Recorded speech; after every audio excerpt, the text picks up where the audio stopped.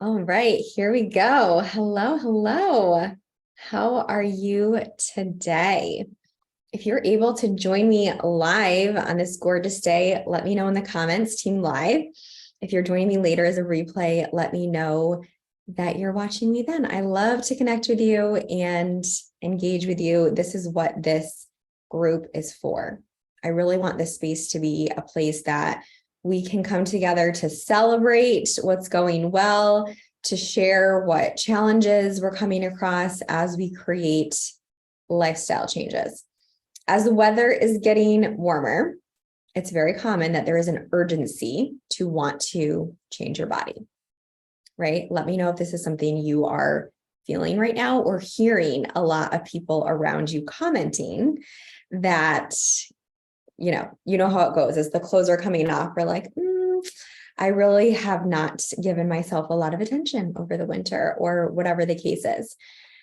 So I want to share with you today what is really important to focus on when it comes to creating long-term weight loss, fat loss. What is going to really move the needle in the long term? If you are trying to do this with a sense of urgency, you are typically doing things that are very restrictive and eliminating a lot of things in your life that you really don't want to give up forever. And this is the problem, right? You're being told that you have to do all these things that you actually don't really want to do at all. And you find enjoyment of these things. So then there becomes a very poor relationship with these areas of your life. And then when you feel like you do have this food or drink, then you feel guilt and you feel shame and you feel all of these really low vibrational emotions that is directly affecting your feelings about yourself and therefore results in the continued actions that you're taking towards your goals. It starts with our thoughts, that leads to our feelings, that leads to our actions. So we really have to start with what we're thinking in our brains. So just really be honest with yourself and recognize that if I don't want to be giving up sugar, gluten, alcohol, dairy, right? These are like all of the things that we're saying you have to do all at once, or that you have to eat very, very low calorie, 1,200 calories, something that you don't feel you can actually sustain. And then you're starving all the time. And then you finally are able to have the things you want and you overdo it and you overeat, and it goes back to these negative feelings. So the thing that we really need to put our effort into right now, and always, is our strategies, our habits, and our behaviors. And I really want you to meet yourself where you are at. And I'm going to share with you a personal example of an example of just what I've experienced recently. That's something that's been helpful for me of how you can do this, and you're replacing this with what this means to you. So for a long time, I really struggled with my relationship with alcohol. When I met my husband, he is very into wine. He went to school, he's a chef, so he went to school for wine, and he really appreciates all of the aspects of talking through the vineyard and the vintage and the flavor profile. And he's very talented at this. So when we started dating, I definitely had way more exposure to delicious wine, and I really enjoyed it. I also worked at a brewery when I was in my master's program to be a dietitian. I was waitressing at a brewery. So there was beer. I was drinking more of that. That's actually where I met my husband. So I would say if I were to look back, that is the point of my life where I was introduced to more options, right? And so my palate had more things to explore. And, we really enjoyed doing this. When I went through some really stressful times in my life, I noticed that alcohol was becoming more of a crutch for me, more of an easy button than an occasional moment of connection. And that is a very clear thing to differentiate between. If this area of your life, so you can literally replace this example I'm telling you with a certain food, right? With sugar, with a dessert, with chips, with whatever. It started to become that this was a reliant thing. It was habitual. And it evolved in what that looked like in different points of my life as I'm looking back. So when I was really struggling with completely burning myself out on a regular basis, I was definitely at that point using alcohol as like a numb, a release, like decompress option. And I also started to drink bourbon, which in it as of itself is strong. Okay. And I was like, yeah, the stronger, the better. That's what I was doing. So it became a not good thing for me. And I, at this point, have changed a lot of things in my lifestyle to better support me in managing and working through those difficult situations. So, at this point, I don't even drink bourbon at all. Like I enjoy the taste and the flavor of it. I really enjoy that like bitterness, but I know for me, it does not serve me and it is not the best thing in general. Like it's just not a good thing. So I avoid that. Now, personally, I don't really want to give up alcohol.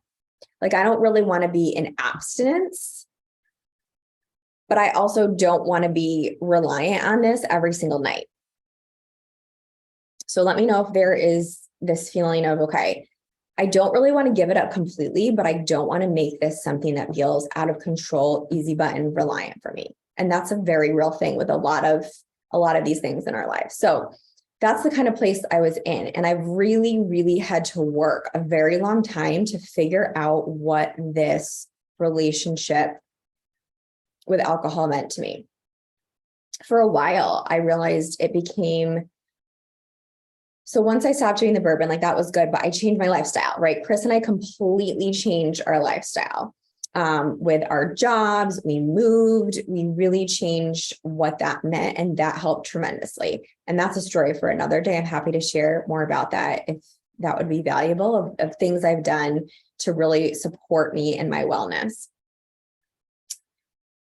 So as this began to evolve, then I realized wine, alcohol, whatever it was that I was drinking was now a transitional point in my day. So that would be the thing I would do to bridge between daytime and evening to kind of just decompress to, which is fine, but it became a pretty daily thing. And then it would become more like 2 drinks, 3 drinks, more than really I wanted or felt like I needed to be doing. So this, I would say, went on for quite a while in terms of struggling with quantity per week that I felt like I really needed to navigate. So to kind of bring this story a little shorter, recently, what has helped me is being very honest with myself, like anything that we have to do, and say, okay, so what I noticed is when I'm working from home now, and because of that, my environment is similar. And so even more so, I was reliant on this transition for me. And so having that glass of wine when I was making dinner or when I was getting ready to like move from the day to the evening, or even like that point of day, it again became just like a day-to-day thing. And then it would turn into another glass, right? So I'm like, okay, what can I do here to change up my daily routine and get out of this?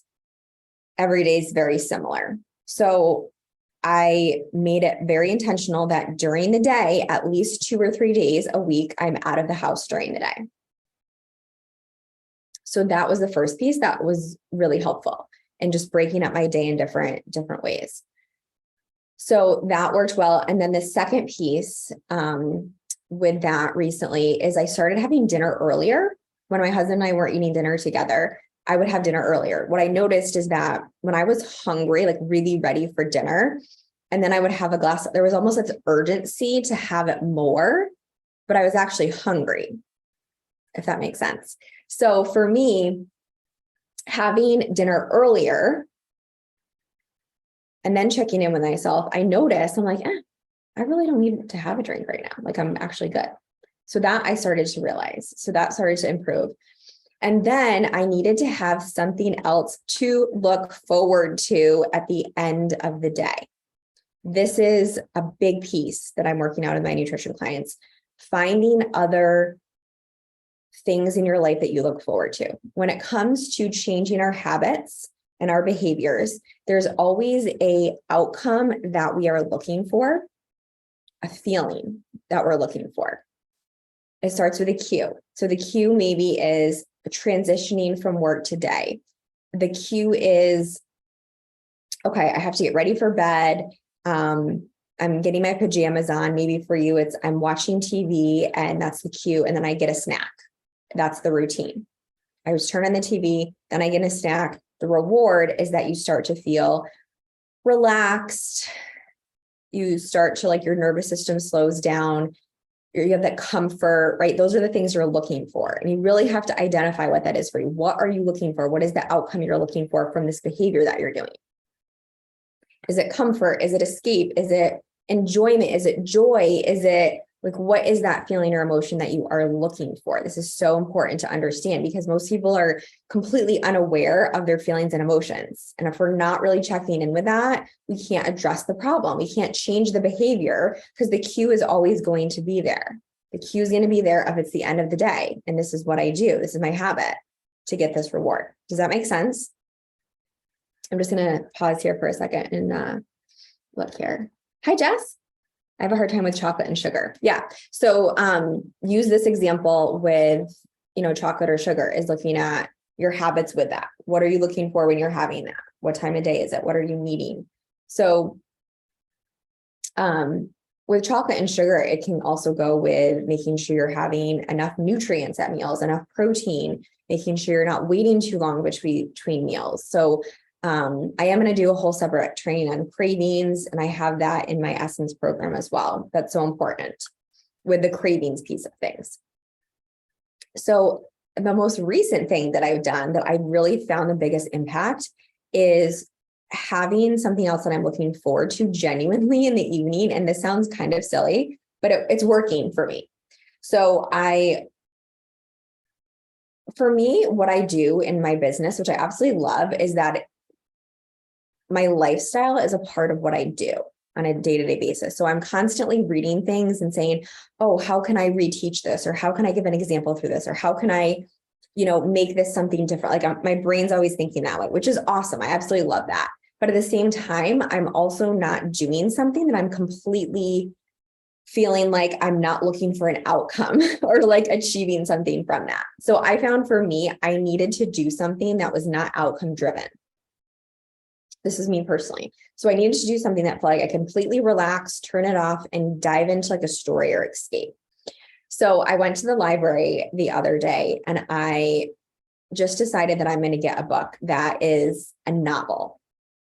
I was really toying around and like, I got to do my research and see what the best book is now. I'm like, why do I need to do that? Why can't I go into the library? There's tons of amazing authors for decades.